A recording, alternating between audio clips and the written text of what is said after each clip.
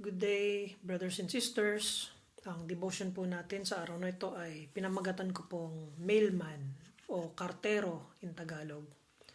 Ang text po natin ay nagmula sa 2 Timothy chapter 3, verse 16 to 17.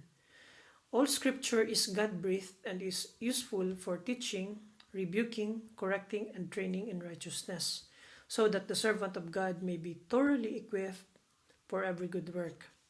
A mailman or postman, they just simply come at your doorstep, knock on your door, hand over the mail, and leave.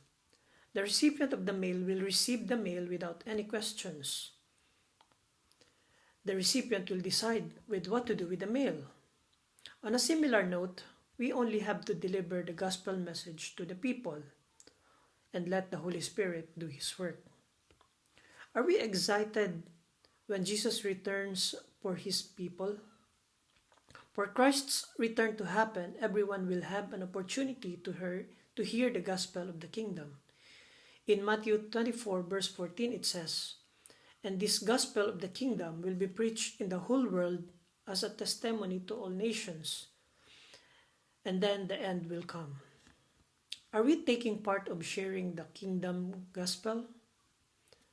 Jesus Christ commanded His disciples in Matthew 28, verse 19 to 20, "Therefore, go and make disciples of all nations, baptizing them in the name of the Father and of the Son and of the Holy Spirit, and teaching them to obey everything I have commanded you.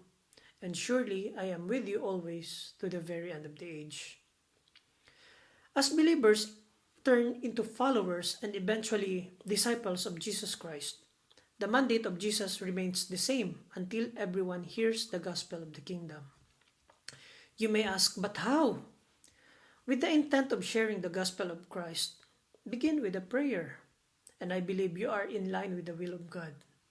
The Lord promised that, "Surely I am with you always to the very end of the age."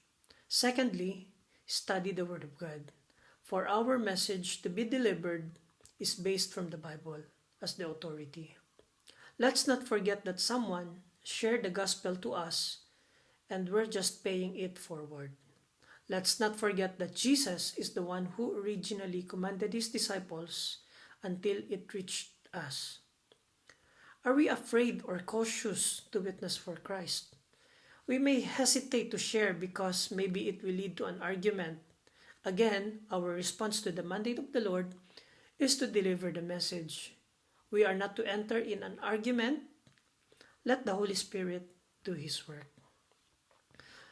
2 Timothy chapter 2, verse 16, it says, "Avoid godless chatter, because those who indulge in it will become more and more ungodly." And picking up with verse 23 to 26, "But avoid foolish and ignorant disputes, knowing that they generate strife. And the servant of the Lord must not quarrel, but be gentle to all, able to teach, patient, in humility correcting those who are in opposition, if God perhaps will grant them repentance, so that they may know the truth, and that they may come to their senses and escape the snare of the devil." When sharing the gospel, let us focus on the relationship it will bring to a person with Christ, rather than religious affiliation. Let us also remember that we were once just like them before we met the Lord. Let's pray. Dear Lord, thank you that someone shared the gospel to us. Holy Spirit, we ask that you help us to look for opportunities to share the good news to others. Use us as a messenger of your kingdom so that others may know you.